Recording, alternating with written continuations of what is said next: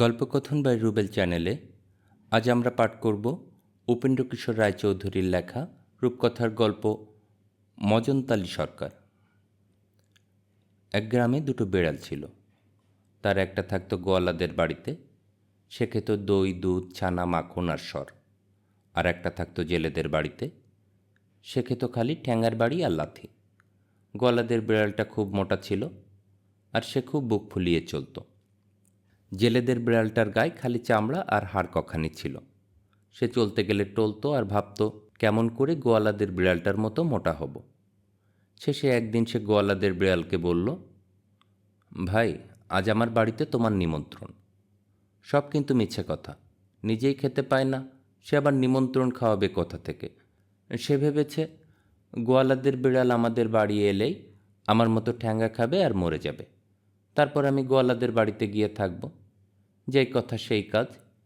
গোয়ালাদের বেড়াল জেলেদের বাড়িতে আসতে জেলেরা বলল, ওই রে, গোয়ালাদের সেই দই দুধ খেকো চোর বিড়ালটা এসেছে, আমাদের মাছ খেয়ে শেষ করবে, মার বেটাকে। বলে তারা তাকে এমনি ঠ্যাঙালো যে বেচারা মরেই গেল। রোগা বিড়াল তো জানতই যে এমনি হবে। সে তার আগেই গোয়ালাদের বাড়ি গিয়ে উপস্থিত হয়েছে। সেখানে খুব করে সে ক্ষীর সর খেয়ে দেখতে দেখতে সে মোটা হয়ে গেল। তখন আর সে অন্য বিড়ালদের সঙ্গে কথা কয় না, আর নাম জিজ্ঞাসা করলে বলে মজনতালী সরকার। একদিন মজনতালী সরকার কাগজ কলম নিয়ে বেড়াতে বেরোলো। বেড়াতে বেড়াতে সেই বনের ভিতর গিয়ে দেখল যে তিনটি বাঘের ছানা খেলা করছে। সে তাদের তিন তাড়া লাগিয়ে বলল, এই খাজনা দে। বাঘের ছানাগুলো তার কাগজ কলম দেখে আর ধমক খেয়ে বড্ড ভয় পেল। তাই তারা তাড়াতাড়ি তাদের মায়ের কাছে গিয়ে বলল, ও মা, শিগগির এসো, দেখো এটা কি এসেছে আর কি বলছে। বাঘিনী তাদের কথা শুনে এসে বলল, তুমি কে বাছা, কোত্থেকে এলে, কী চাও? মজানতালী বলল, আমি রাজার বাড়ির সরকার, আমার নাম মজানতালী। তোরা যে আমাদের রাজার জায়গায় থাকিস তার খাজনা কই, খাজনা দে। বাঘিনী বলল, খাজনা কাকে বলে তা তো আমি জানি নে, আমরা খালি বনে থাকি, আর কেউ এলে তাকে ধরে খাই। তুমি না হয় একটু বসো, বাঘ আসুক। তখন মজানতালী একটা উঁচু গাছের তলায় বসে চারিদিকে উঁকি মেরে দেখতে লাগলো। খানিক বাদে সে দেখল ওই বাঘ আসছে। তখন সে তাড়াতাড়ি কাগজ কলম রেখে একেবারে গাছের আগায় গিয়ে উঠল। বাঘ আসতেই তো বাঘিনী তার কাছে সব কথা বলে দিয়েছে। আর বাঘের যে কি রাগ হয়েছে কি বলবো। সে ভয়ানক গর্জন করে বলল, কোথায় সে হতভাগা, এখনই তার ঘাড় ভাঙছি। মজানতালী গাছের আগা থেকে বলল, কিরে বাঘা, খাজনা দিবি না, আয় আয়। শুনেই তো বাঘ দাঁত মুখ খিচিয়ে বলল, হালুম, বলে দুই লাফে সেই গাছে গিয়ে উঠেছে। কিন্তু খালি উঠলে কি হয়, মজানতলিকে ধরতে পারলে তো। সে একটুখানি হালকা জন্তু, সেই কোন সরু ডালে উঠে বসেছে। অত বড় ভারী বাঘ সেখানে যেতে পারছে না। না পেরে রেগে মেগে বেটা এক দিয়েছে লাফ, অমনি পা হড়কে গিয়েছে পড়তে গিয়ে দুই ডালের মাঝখানে মাথা এঁটকে তার ভেঙে প্রাণ বেরিয়ে গিয়েছে। তা দেখে মজানতলী ছুটে এসে তার নাকে 3-4টে আঁচড় দিয়ে বাঘিনীকে ডেকে বলল, এই দেখ কি করেছি, আমার সামনে বেয়াদবি। এইসব দেখে শুনে তো ভয়ে বাঘিনী বেচারির প্রাণ উড়ে গেল। সে হাত জোড় করে বলল, দোহাই মজানতালী মশাই, আমাদের প্রাণে মারবেন না, আমরা আপনার চাকর হয়ে থাকব। তাতে মজানতলী বলল, আচ্ছা তবে থাক, দোহাই ভালো করে কাজকর্ম করিস আর আমাকে খুব ভালো করে খেতে দিস। সেই থেকে মজানতালী বাঘিনীদের বাড়িতেই থাকে, খুব করে খায় আর বাঘিনীর ছানাগুলোর ঘাড়ে চড়ে বেড়ায়। সে বেচারারা তার ভয়ে একেবারে জড়োসড়ো হয়ে থাকে আর তাকে মনে করে না জানি কত বড় লোক। একদিন বাঘিনী তাকে হাত জোড় করে বলল, মজানতালী মশাই, এ বনে খালি ছোট ছোট জানোয়ার, এতে কিছু আপনার পেট ভরে না। নদীর ওপারে খুব ভারী বন আছে, তাতে খুব বড় বড় জানোয়ার থাকে, চলুন সেখানে যাই। শুনে মজানতালী বলল, ঠিক কথা, চল ওপারে যাই। তখন বাঘিনী তার ছানাদের নিয়ে দেখতে দেখতে নদীর ওপারে চলে গেল, কিন্তু মজানতালী কই। বাঘিনী আর তার ছানারা তাকে অনেক খুঁজে দেখল। ওই মজানতালী সরকার নদীর মাঝখানে পড়ে হাবুডুবু খাচ্ছে।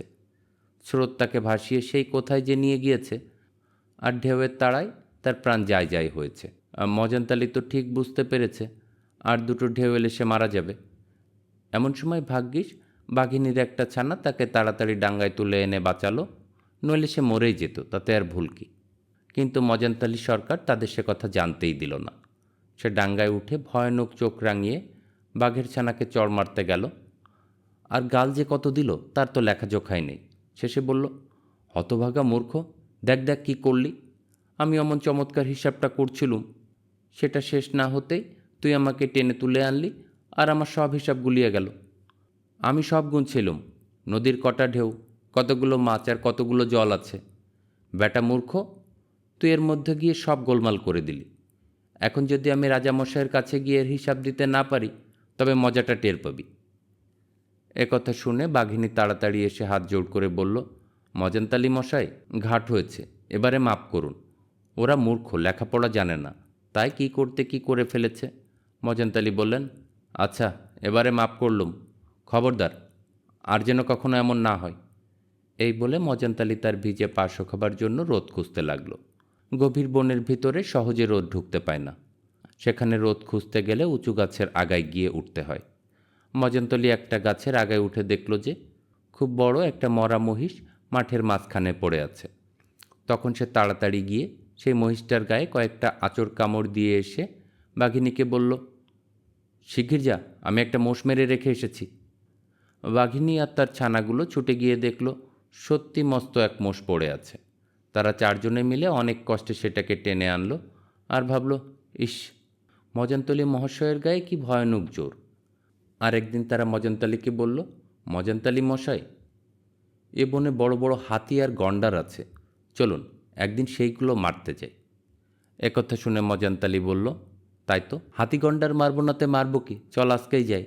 বলে সে তখনই সকলকে নিয়ে হাতি আর গন্ডার মারতে চলল। যেতে যেতে বাঘিনী তাকে জিজ্ঞাসা করল, মজানতালি মশাই, আপনি খাপে থাকবেন না ঝাঁপে থাকবেন? খাপে থাকার মানে কি? না, জন্তু এলে তাকে ধরে মারবার জন্য চুপ করে গুড়ি মেরে বসে থাকা। আর ঝাঁপে থাকার মানে হচ্ছে বনের ভিতর গিয়ে ঝাপাঝাপি করে জন্তু তাড়িয়ে আনা। মজানতলি ভাবল, আমার তাড়ায় আর কোন জন্তু ভয় পাবে। তাই সে বলল, আমি ঝাঁপিয়ে যেসব জন্তু পাঠাবো তা কি তোরা মারতে পারবি? তোরা ঝাঁপে যা, আমি খাপে থাকি। বাঘিনী বলল, তাই তো, সেসব ভয়ানক জন্তু কি আমরা মারতে পারবো? চল বাছারা, আমরা ঝাঁপে যাই। এই বলে বাঘিনী তার ছানাগুলাকে নিয়ে বনের অন্য ধারে গিয়ে ভয়ানক হালুম হুল্লুম করে জানোয়ারদের তাড়াতে লাগলো। মজানতলি জানোয়ারদের ডাক শুনে একটা গাছের তলায় বসে ভয়ে কাঁপতে লাগলো। খানিক বাদে একটা সজারু সরসর করে সেই পানে ছুটে এসেছে, আর মজানতলি তাকে দেখে মাগো বলে সেই একটা গাছের শিকড়ের তলায় গিয়ে লুকিয়েছে। এমন সময় একটা হাতি সেইখান দিয়ে চলে গেল।